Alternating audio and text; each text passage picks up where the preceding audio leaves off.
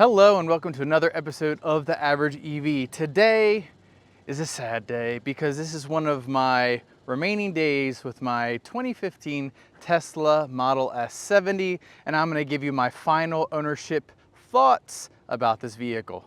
Let's get into it.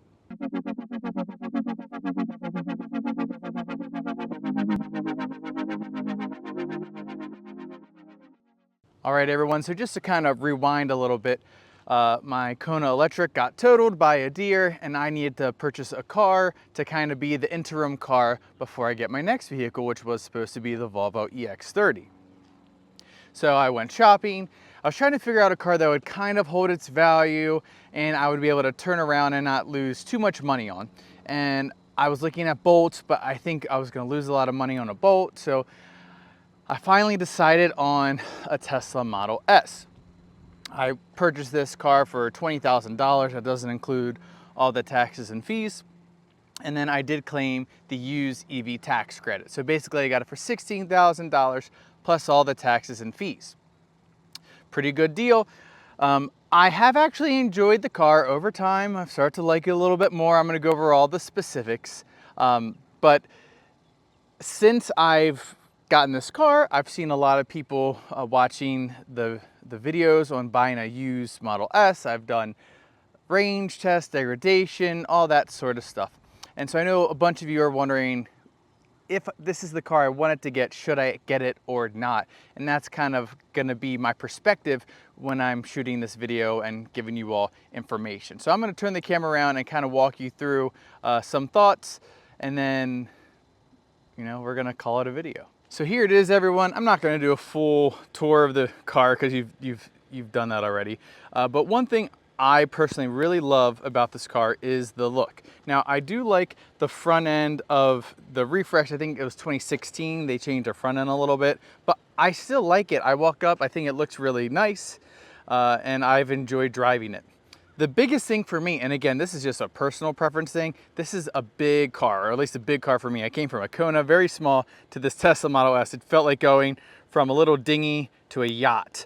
And yeah, it's just not my favorite. I don't love having a big, long, wide car, but that's what this is. So if you like that, that is totally for you. I didn't wash the car, sorry about that. So it's a little dirty looking right now. But yeah, so as far as looks are concerned, I think it looks really great. If you like a big car, then this is gonna be for you. Let's go ahead, hop inside. I'll talk about my ownership experience over the past about 8-9 months. Okay, so I've had this car for about 8 or 9 months, since October, so nine months. And I have ended up enjoying it, but that has not come without any issues. So I'm going to go over all the issues I've had, and since it's a used car, you're likely to encounter some issues. So one of the most annoying things is I get these faults for the headlights. And for the longest time, I couldn't figure out what was going on. I didn't notice anything happening. I eventually did notice there was a headlight off, but it was a very easy fix. All you have to do is just turn them off and turn them back on. It's not great at nighttime when you're driving, but it is a solution to fix the problem. But it shows that there's nothing wrong with the headlights, so I'm not sure why that's happening.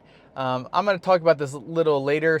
But it might be with the master control unit. I'm not sure. I really don't know, but that's kind of my guess. The next annoying thing in general is actually the infotainment. The software is generally Tesla, right? It looks very familiar if you've ever been in a Tesla, but it is very laggy. It shuts off a lot. Literally driving over here, it shut down. It's 90 degrees outside. It's super humid. And when the MCU shuts down, so does the climate control. So now I'm in the hot car driving over here to shoot this video. So it happens regularly. I've noticed it started to happen more often when it was hot outside. I don't know if it's related, but I'm just saying what I noticed. So the infotainment's not great. That brings me to the point I wanted to talk about with the headlights. I think that if you really want to get this car and it does not already have the updated MCU, the master control unit, I highly recommend doing that. A lot of my issues, I believe, do stem from having the original MCU, and if you were to update it, it would probably fix a lot of your issues. It is a little cost prohibitive. I'm not sure how much it costs now. I'll try and look it up and find it and put it down if I can find it. But it's gonna cost you $2,000-3,000 to upgrade your MCU, but it might be worth it to you. So there's that trade-off. If you do have an issue, if you get the car and you have the original MCU and you have issues, if you just push both the scroll wheels down, it'll automatically reset. And like I said, maybe if you get the new MCU, the screen won't randomly reset when it feels like it. So there's that. Another little minor annoyance is with the Bluetooth. It will connect and then it will unconnect, and then I have to turn the Bluetooth off on my phone, and then I have to play it on my phone, and then I turn the Bluetooth off, and then I have to reconnect my phone, and then it works. So that was annoying. I don't know if there's a better way to fix that, but that was the fix I found. And again, I would assume if you update the MCU, that'll fix that and you won't have that problem. Another little minor annoyance is just the automatic seats, because you can set your position and save it to your profile. I just noticed that when I set it, and I had it where it would do easy entry, so it would go back so I could get in easy and then it would come forward, that I kind of had to like lean up a little bit so that the chair would get back into the proper position. Otherwise it kind of would give up and stop in not the position I set. But again, these are little things that I found workarounds to kind of get over it and be able to drive the car with as little issue as possible. Another thing I didn't really love about this car is the charging performance, but I knew I was going to charge this at home, so that's fine. But if you're looking for a road tripper, you can road trip this. It's just going to take a lot longer. Just acknowledge that, and acknowledge that you're probably not going to want to charge higher than 50 to 60%. It is what it is, but it is a very enjoyable car, at least, to road trip in if you're going to be in it for a really long time. And then the other thing, it's not really like a hate thing, it's just like a reality thing, is like, it's very creaky. I don't know if you can hear, but I drive, and the center console is probably the creakiest of all. But again, it's old, and it's a Tesla, especially an early Tesla, so I'm not shocked, and it's not like the end of the world for me. But if you don't like creaks and rattles, and maybe really drive the vehicle during the test drive to make sure that there's no sounds that are going to annoy you. I wanted to add one more thing about the Tesla Model S. It was just the issues I had. I only had one major issue, and that was my driver's side door handle wouldn't present. It just kind of stopped presenting eventually, and it was annoying for a little bit. The Tesla service tech came to my work, fixed it, and it was good. It was supposed to cost $400, $600, and then they didn't charge me anything. They did it for free. I think the handle had already been replaced, and so it was covered under warranty, and so he just fixed it real quick, and everything was good. So that was honestly a really great experience, and I love that concept of the service coming to you, because then I don't like taking off work. I know I'm a weirdo for that, but I like being at work, and so I hate taking off work. And so the fact that they could do it while I was at work was awesome. And he texted me, hey, I'm here, hey, I'm done.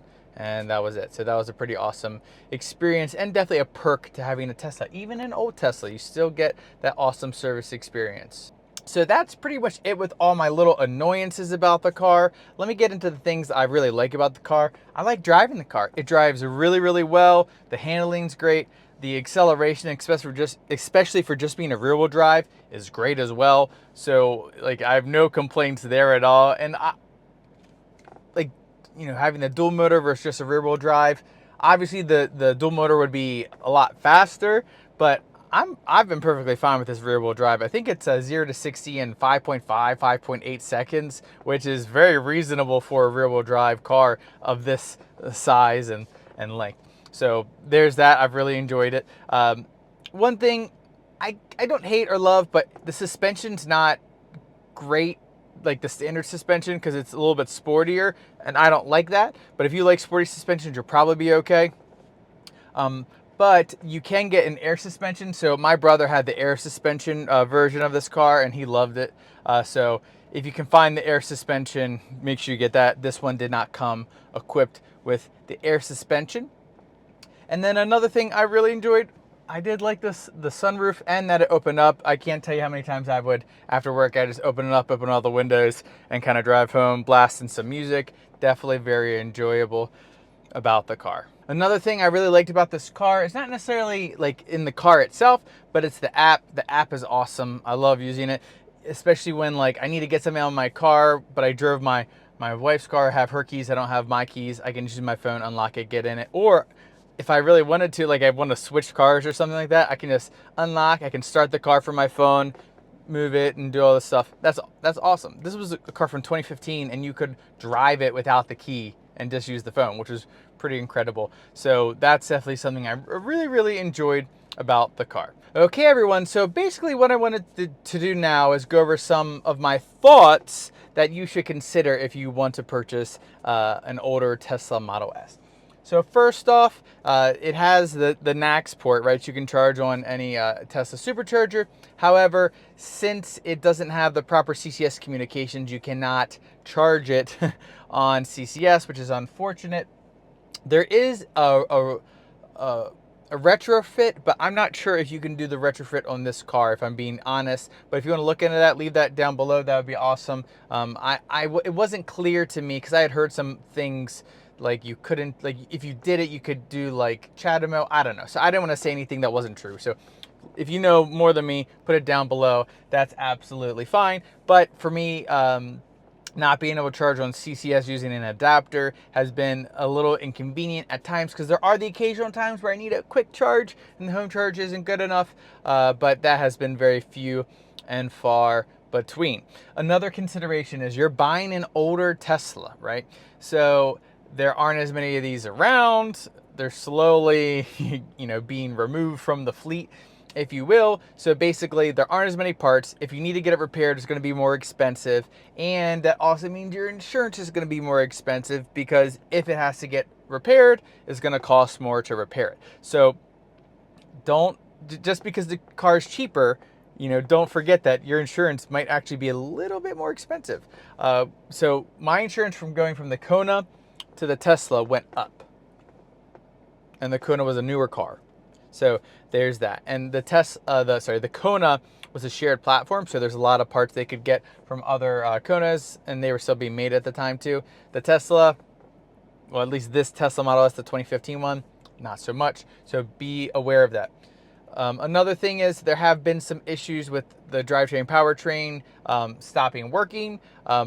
I've had no issues, fortunately, in my time, but I have heard about that, so just be aware. If something were to happen to the drivetrain powertrain, that could cost a lot of money to repair that as well. But again, it's risk reward, pay less for a nice car. And I don't know if I ever said this, but I did look it up. This is a $90,000 car that I got for $20,000, which is pretty cool. Yeah.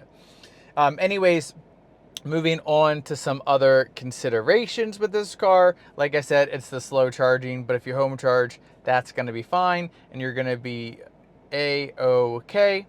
And then obviously all the maintenance stuff on this, because it is a little bit sportier, tires, brakes and stuff are going to be a little bit more expensive. So there's that. And then another final consideration with this car is the software. At least with my master control unit, I have the original one. There is no software support. So what you get is what you have for the remainder of the car's life.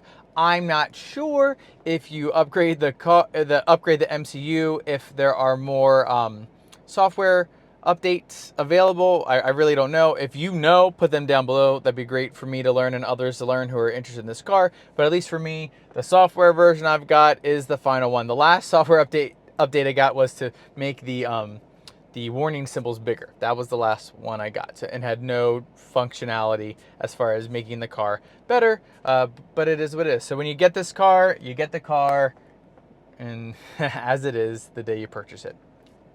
So the final question: if I were to do it all over again, would I get this car?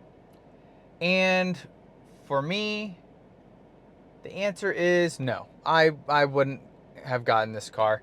I probably should have gotten a cheaper car, like a Leaf, since it was going to be temporary. This car was big. It's really inefficient, which doesn't necessarily matter, but my electricity bill did go up when I got this car because it's not as efficient. And I never felt at home in this car. I started to enjoy it more, which is good. And so some people might enjoy it, but it just wasn't for me. It didn't feel like my car. I didn't love it.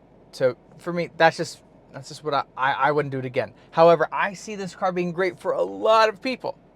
This is a great starter EV if you want to kind of really experience the instant torque and all that stuff that makes EVs nice at a lower price, but getting like a premium car, that would definitely be a good demographic of people if that's what you're looking at. But since I just wanted to have a temporary car, I think I kind of made a mistake. It did hold its value, which is good. I'm actually technically with the tax credit.